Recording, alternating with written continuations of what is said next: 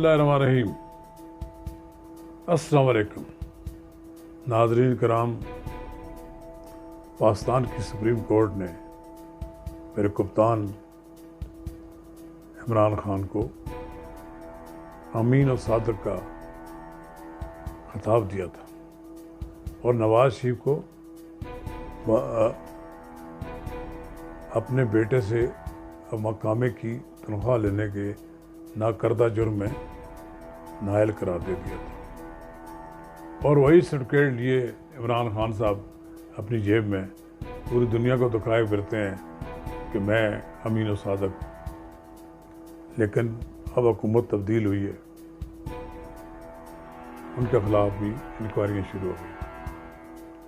नाज़रीन कराम, हम इन इंक्वायरियों के बारे में तफसील से बात करेंगे।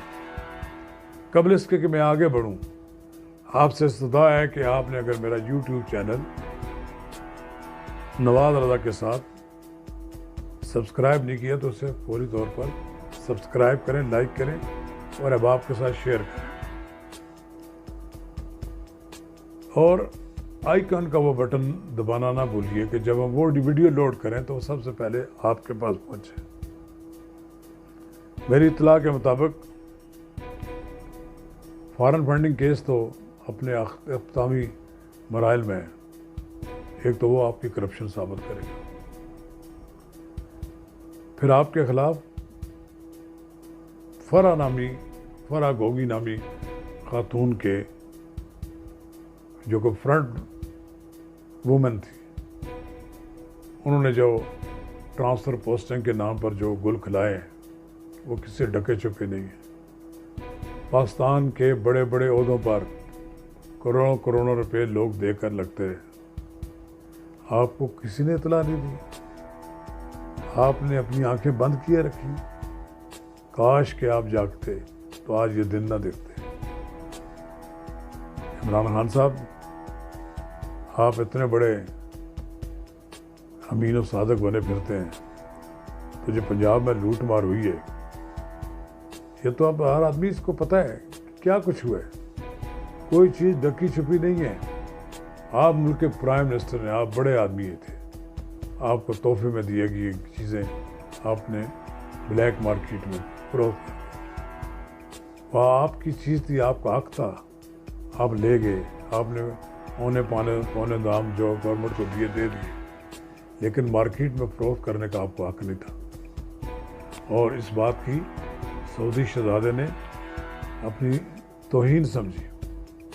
बड़े लोग हैं, उन्हें बड़े तोहफे दिए आपने, लेकिन आप संभाल नहीं पाए। इमरान खान साहब, ये कीमती घड़ियाँ हमने तो सुनी थी, हमने तो देखी भी नहीं। कोई किसी ने मुझे हमें बताया कि 2 करोड़ की कोई घड़ी फलां किस्म की होती है, तो वही घड़ी जो आप पहनते थे, आप ये उससे भी ज़्यादा कीमतों की कीमती थी घड़ी की। 14 करोड़ रुपये में घड़ियाँ फरोख्त हो रही हैं। आपके 2008 से 2022 तक की जो आपको रकूम की मुंतकिली हुई है, हुकूमती हल्कों में शुबा का इज़हार किया जा रहा है, FBR को ये असाइनमेंट दी जा रही है कि 2013 से 2022 तक का फॉरेन फंडिंग रिकॉर्ड भी मंगवाया जा रहा है। आपके 4 मुलाजमीन के खातों की भी तफ्तीश हो रही है। इसी तरह बहुत से और लोग जो आपके साथ आपका नाम इस्तेमाल करते थे और आपके फ्रंट मैन के तौर पर नज़र आते थे, वो इंक्वायरियाँ हो रही हैं। यकीनन मैं समझता हूँ कि अगर कोई झूठी इंक्वायरी है तो नहीं होनी चाहिए। आप अगर नीट एंड क्लीन है तो कोई आपके ख़िलाफ़ इंक्वायरी होनी ही नहीं चाहिए। लेकिन अगर आपके लोग जो आपका नाम इस्तेमाल करते रहे, जो आपकी वजह से पैसे कमाते रहे, नोट कमाते रहे, मतलब कहते हैं वो यहाँ बड़ा एक जुमला होता है कि नोट छापते रहे, उनके खिलाफ इंक्वायरी होनी चाहिए। फराग गोगी तो बाहर चली गई है, उन्हें मालूम था कि मेरे खिलाफ इंक्वायरीज होनी है। ये पंजाब जैसे बड़े सूबे को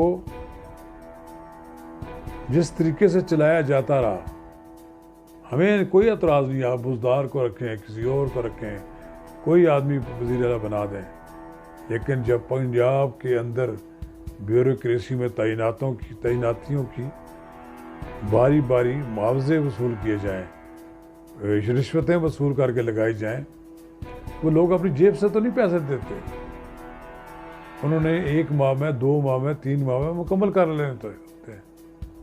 مجھے معلوم ہے کہ ایک افسر نے کہا کہ جی میری تقرری ہوئی ہے، تو کسی نے کہا جی آپ کا وہ تو حکومت ختم ہوگی، اب تو آپ کا تبادلہ ہو جائے گا جو آپ اتنے بھاری پیسے دے کر آئے ہیں۔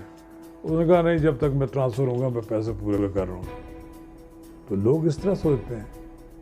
یہ کیسا افسوسناک صورتحال ہے کہ بیوروکریسی میں ایک کرپشن جو ہے اس کو ایک بیماری کے طور، انجیکشن کے طور پر انڈکٹ کیا گیا۔ کرپشن تو ویسے ہی ہے، لیکن جب کرپشن تعیناتیاں مقرر ہوں، لوگ ڈی پی او لگیں، لوگ پولیس کے افسر لگیں، لوگ کمشنر لگیں اور مختلف اداروں کے سربراہ لگیں، تو وہاں سے پتہ لگے کہ کتنے کتنے پیسے ہیں وہ لوگ کما کر لے جائیں۔ ظاہر ہے کوئی آدمی تو اپنی جیب سے پیسے دیتا نہیں، افسر وہی سرکاری خزانے سے نکالتا ہے یا لوگوں کی جیبوں سے نکالتا ہے۔ میں تو آج بھی یہ کہتا ہوں کہ جس حلقے کا پٹواری، پولیس افسر اور محکمہ ایکسائز اینڈ ٹیکسیشن کا عملہ رشوت لے رہا ہے، ان اداروں کے سربراہ تو ذمہ دار ہی ہیں، لیکن وہ لوگ بھی ذمہ دار ہیں کہ جو قومی اسمبلی اور صوبائی اسمبلی کے رکن منتخب ہوتے ہیں، جن کی سفارشوں پہ تعیناتیاں ہوتی ہیں، کیونکہ وہی بالآخر ذمہ دار ہیں کرپشن کے۔ عمران خان صاحب چلیں، آپ بھی لوگوں کو چور چور کہتے تھے، وہ بھی آپ کو چور چور کہتے تھے، صاف برابر ہو جائے گا، کچھ دنوں بعد ساری باتیں سامنے آ جائیں گی۔ اور ٹیسٹ کیس کے طور پر ممکن اگر آپ نے زیادہ گرما گرمی دکھائی اور کہا کہ میں شاید مئی میں اسلام آباد میں داخل ہو جاؤں گا، اس سے پہلے روکنے کے لیے اور ٹیسٹ کیس کے طور پر آپ کو جیل بھی بھجوا سکتے ہیں۔ اور جیل جانا عام قیدیوں کے لیے تو بڑا آسان ہے، سیاسی قیدیوں کے لیے بھی بڑا آسان ہے۔ یہ میاں نواز شریف، شہباز شریف،